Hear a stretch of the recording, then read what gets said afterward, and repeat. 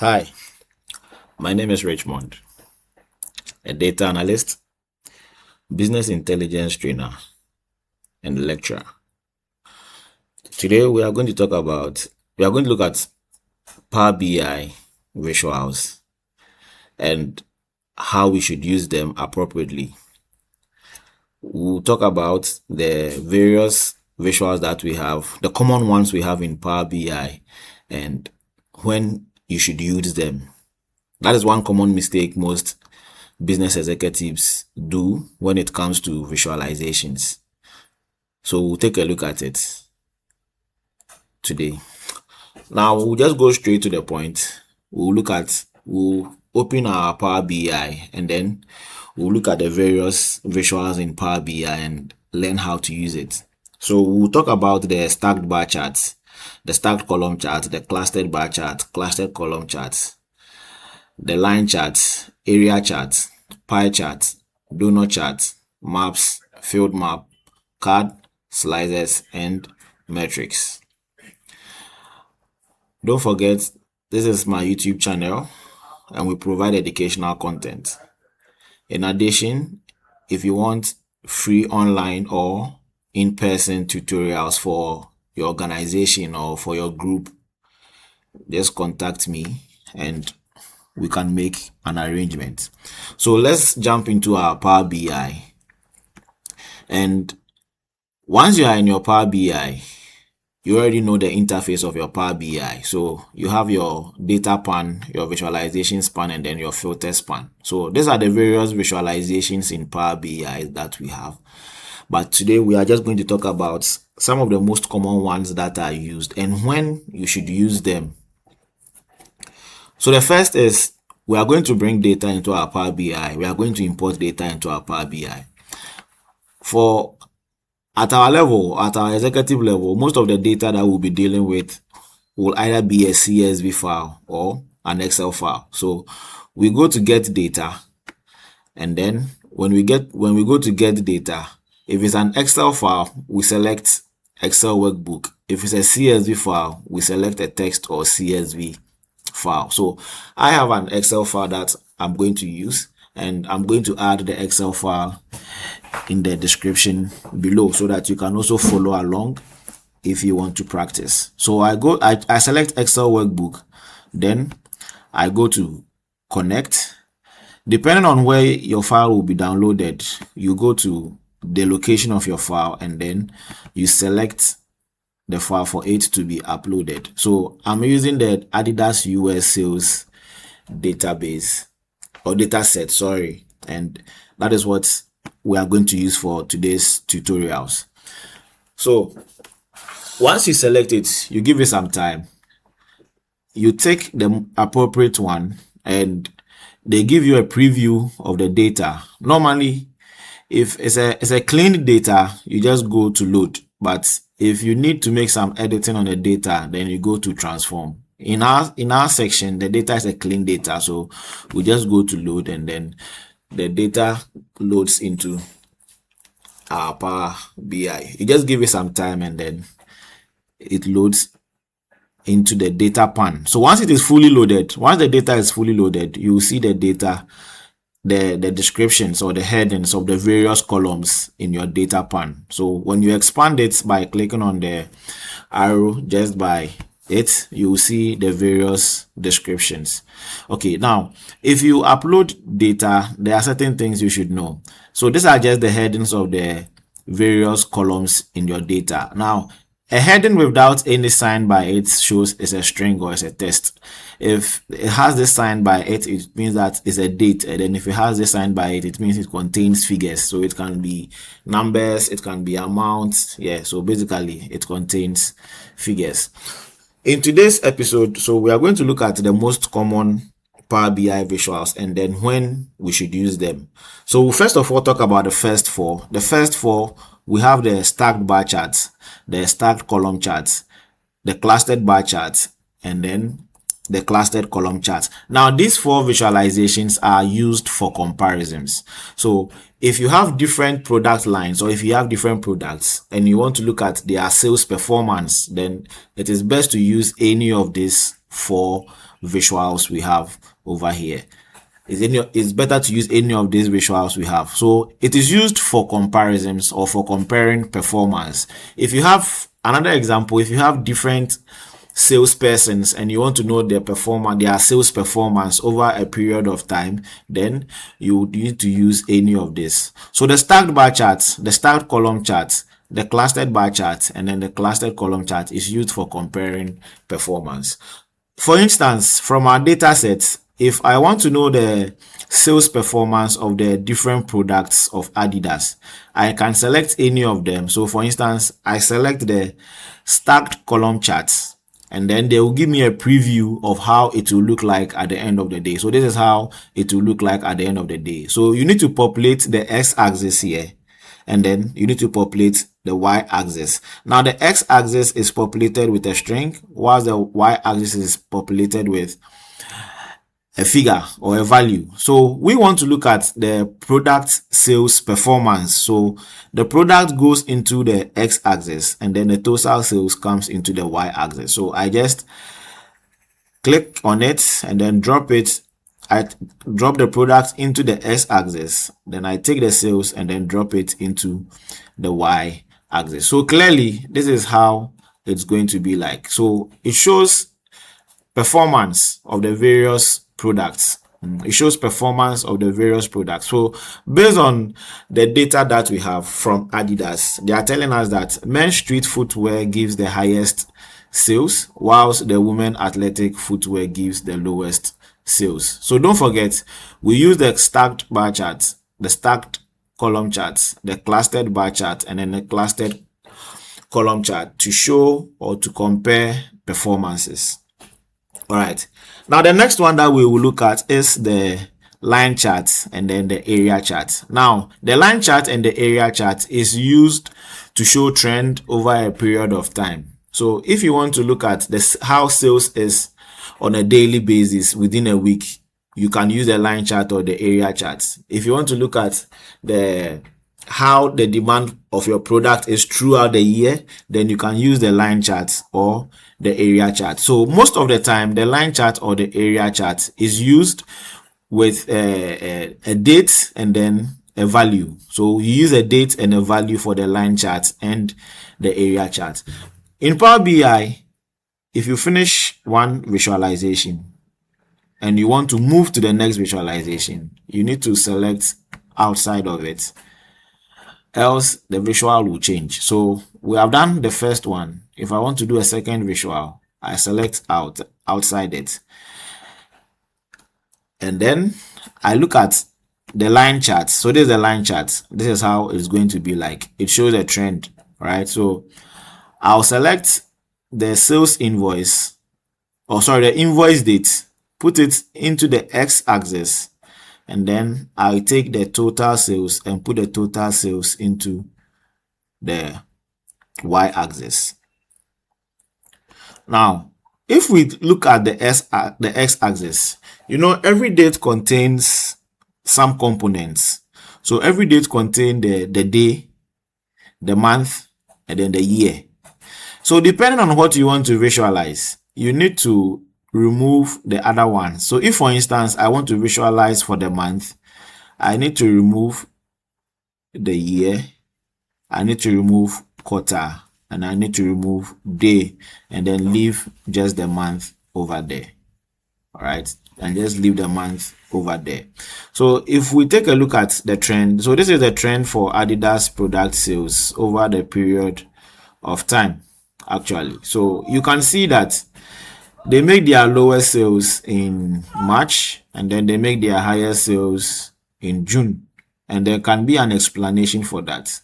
In June, in July, we are in summer, so we can wear the various products that they have. And then in January, February, March, we are still in the winter period, so the weather is cold. We are wearing more of winter boots and the likes. That is why the sales begins to fall in January, February, and then March, and then it rises and gets to its peak at July. So this is the line chart, and it shows your trend over a period of time. All right, now apart from the line charts, the same visualization can be done using the area chart. It also shows a trend. So I select the area chart and then I put the invoice date into the x-axis. I put the total sales into the y-axis. Then I take out the ones I don't like. So I'm not interested in the year. I'm not interested in quarter. I'm not interested in day. I'm interested in month. So you see, it gives you the same trend. All right, it gives you the same trend. So don't forget, we use the line chart and the area chart to show the trend of your sales or the trend of your demand over a period of time.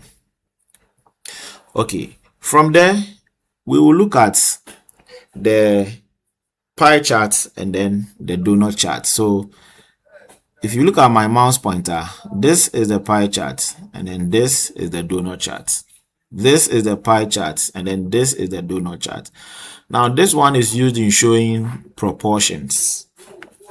We use the pie chart and the donut chart. The two of them is used in showing proportions. So if you are dealing with something like population and you want to know the percentage of male and female, we use the pie chart or the donut chart.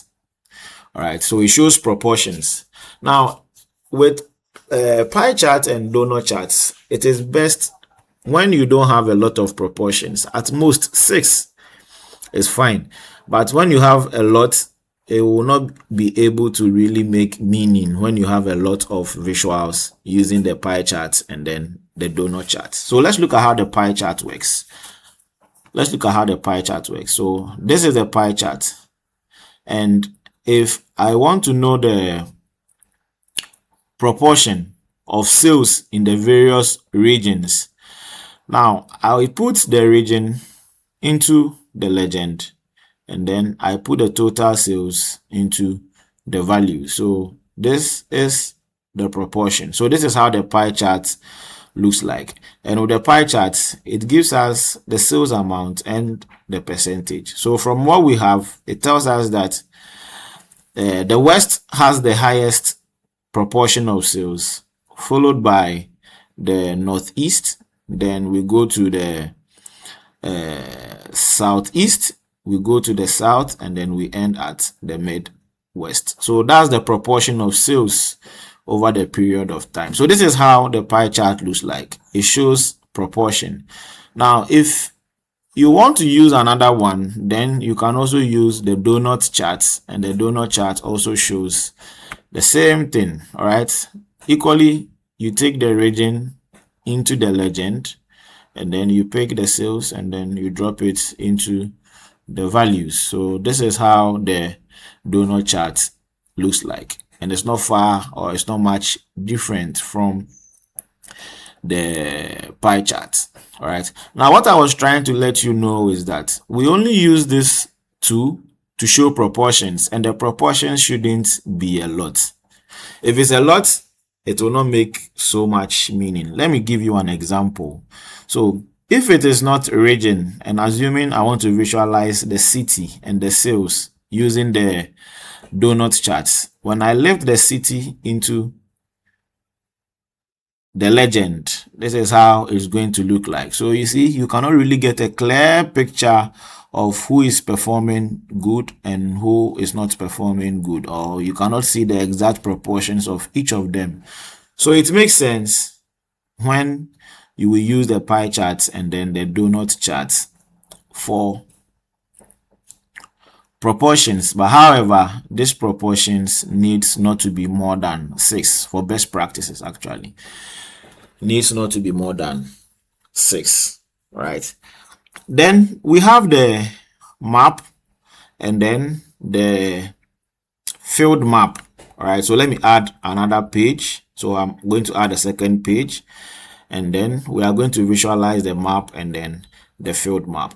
Now, map works best when you want to visualize locations of a particular place or locations on your graph. So with maps, know that it needs to go with location. So map goes with cities, Maps goes with countries, map goes with continents. That is what we use a map for. So you see, in the map, they ask you for location and then legend.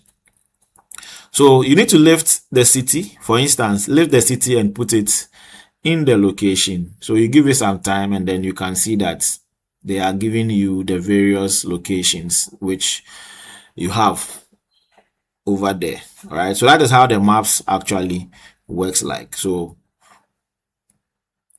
that's how the maps actually works like. So either the map or the field map, all of them, and even including the shape map, all of them actually uses location. All right, so you put the city into the location. Now you can see that all of them have the same color. If you want them to have different colors, you need to lift the same city and then put it into the legend so that all of them will have different colors. All right, so that all of them will have different colors actually. Now, if you want to move on and then add more modifications, then you can change the bubble size and then you add a value to the bubble size so that we will know the bigger ones and then the smaller ones. So if I take total sales and I put it in the bubble size, it's able to tell me the ones that are big and the ones that are small. All right, now let me just switch from the normal map to the field map to make it better.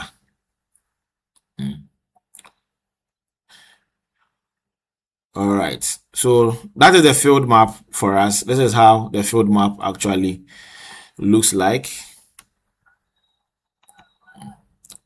That's how the field map actually looks like. So let me just add a city to the legend, and then it gives you an appropriate way of how to look at it. So I think the internet is a bit slow. So basically, this is how it works like for the maps. So maps are used in showing locations. All right, now from maps, we also have the card. So this is a card. This is a card. Now, card shows key performance indicators. Card shows key performance indicators. So key performance indicators such as if you want to know your total sales, if you want to know your total units sold, your total profit, you use the card. So if I select a card, let me click outside. So if I select a card, so this is a card, this is a card, this is a card. And then in the card, they will ask you for values. So I just take the total sales and then drop it into the values. It's telling us that they are making total sales of $899.90 million in sales. So these are just key performance indicators. All right, normally we just use it. You can actually use more than one card. All right, so if I also want to visualize the total number of units sold, I select another card and then I select the units sold, and then it tells me the total number of units sold. So this is also another card that shows the total number of units sold. All right, now the last one we will look at is the metrics, and the metrics simply displays tabular reports. So this is the metrics, this is the metrics, this is the metrics. So when I select the metrics, let me bring it here, make it bigger. All right, it shows a tabular display of the entire result. So I can put in retailer and then total sales in it. So that is how it is. You can add as many as you want to the metric. So it just shows a tabular display of the data that you have. So these are the common visuals that we have in Power BI. I will add a written section on it in the description so that you can download it. I'll also add the data to the description so that you can download it and follow along. Don't forget, if you want personal tutorials for your group or for your organization, you can contact me. My email is in the description. You can contact me at any time. So that is it with the common visuals that are used in Power BI. See you in the next one.